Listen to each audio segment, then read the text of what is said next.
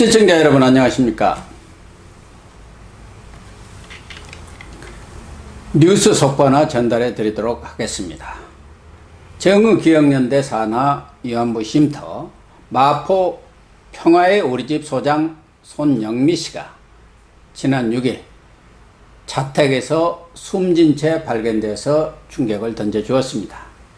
손 씨가 극단적인 선택을 한 상황이나 윤미향 의원의 보좌진이 손 씨 자택인 파주 아파트까지 찾아가서 신고를 한 이유 등이 궁금증을 불러일으켰는데요. 당시 이를 처음 119에 신고한 윤미향 보좌진과 소방대원의 대화 내용이 담긴 녹취록이 오늘 확인되었습니다. 통합당 위안부 할머니 피해 진상규명 태스크포스팀의 윤한홍 의원이 소방처로부터 녹취록을 확보해 공개를 했는데요. 제가 좀 자세히 소개를 드리도록 하겠습니다. 녹취록을 보면은 신고는 지난 6일 오후 10시 33분에 있었고요.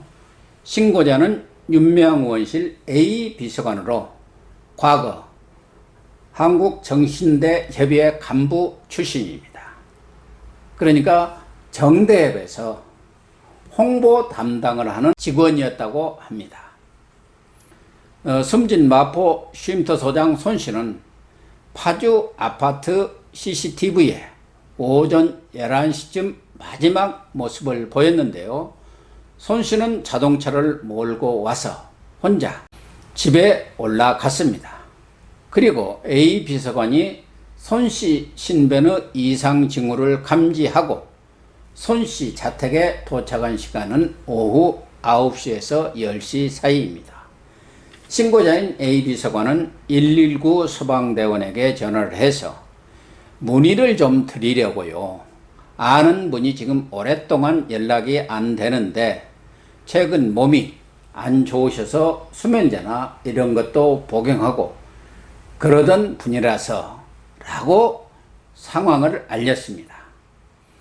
소방대원은 여성 신고자가 차분한 목소리였다고 이렇게 참고사항도 적어 놓았습니다.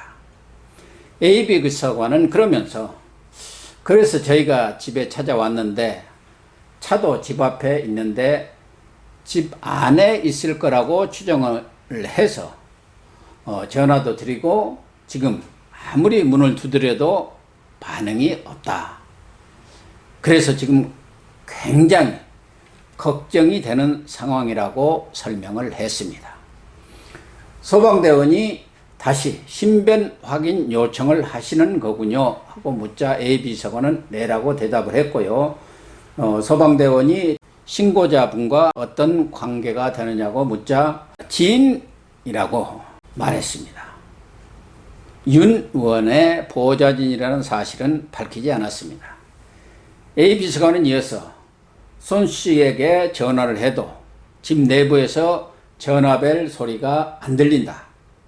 계속 문을 두드려도 응답이 없다고 다시 소방대원에게 전후 상황을 전달을 했습니다. 손 씨는 휴대전화 외에 집 전화는 없었다고 하는데요. 휴대폰 뒤에 차량에서 발견된 것으로 보아서 손 씨가 극단적인 선택을 하기로 작심을 하고 집으로 가져가지 않고 차량에 둔 것으로 보입니다. 이후 A 비서관은 손 씨 자택 주소와 생년월일 그리고 자신의 휴대전화번호 신상 정보를 소방대원에게 알려주었습니다. 소방대원이 요 구조자가 응급 상황이 발생한 것 같다는 얘기죠 라고 다시 확인을 했습니다. 그래서 신고를 받고 출동한 소방관과 경찰이 손 씨 아파트 문을 부수고 들어가서 밤 10시 55분쯤 화장실에서 숨진 손 씨를 발견을 했습니다. 국가수 부검 결과 손 씨의 사인은 경부 압박, 그러니까 목 압박이고 손과 복부에 자해 흔적이 있는 것으로 이렇게 나타났고요. 유서는 발견되지 않았습니다. 이와 관련해서 조수진 통합당 의원은 신고 과정에서 복수인 저희가를 쓴 것으로 알려졌다고 말하고, 저희가라는 말을 쓴 것으로 보아서 다른 인사나 정의연 관계자가 동행을 했을 가능성이 있으며, 수사가 한창 진행 중인 점을 감안하면 증거인멸 또는 사전 모의 등을 위해서 고인과 연락을 취하다 찾아간 게 아닌지 의심스럽다고 이렇게 의문을 제기했습니다. 또한 윤미향 의원은 사건이 발생하고 1시간가량이 지난 후 페이스북에 사망한 손 씨를 회상하는 글을 올렸다가 다음 날인 7일 오전 삭제했는데요. 윤 의원이 손 씨 아파트를 찾아간 보좌관으로부터 신고 전후 상황을 보고받았을 텐데, 정황이 없는 와중에 손 씨와의 개인적인 관계를 소개하는 과거에 SNS에 올렸던 글을 끌어다 올린 뒤 다시 삭제한 것도 좀 이상하기는 합니다. 혹시 문제가 될 만한 표현이 있었지 않았나 추측이 됩니다. 정의기억연대는 손 씨가 검찰 압수수색 후 사함을 부정당하는 것 같아서 힘들어했다고 밝혔습니다. 윤 의원도 자신의 페이스북에 내 영혼이 파괴되는 것 부여잡고 씨름하느라 우리 소장님 영혼을 살피지 못했다. 혼자서 얼마나 힘들어했을까 미안하다고 말하고, 기자들이 쉼터를 범죄자 소굴처럼 보도했다면서 언론 탓, 검찰 탓을 하고 나섰습니다. 아무튼 손 씨의 죽음과 관련해서 저희 방송에도 여러 차례 의문점을 제기한 바 있는데요. 손 씨는 왜 유서 한 장 안 남기고 그런 극단적인 선택을 했을까? 윤 의원 보좌진이 반나절 정도 연락이 안 된다고 해서 먼 파주 아파트까지 찾아간 이유가 뭘까? 윤 의원 의혹이 확대되면서 손 씨의 심경에 이상 변화가 있다는 것을 감지하고 있었던 것은 아닐까? 검찰 수사 등에 대비해서 입막음이나 입맞추기 시도는 없었는지, 또한 윤 의원은 손 씨 죽음에 아무런 책임이 없는가 등 여러 가지 의문점들이 남는데요. 무엇보다 손 씨가 검찰 압수수색 후 초인종 소리만 들려도 불안해했다고 하는데, 그것이 이순덕 할머니가 돌아가셨을 때 손 씨 계좌로 장례 후원금을 받은 것과 상관이 없는지도 따져볼 문제입니다.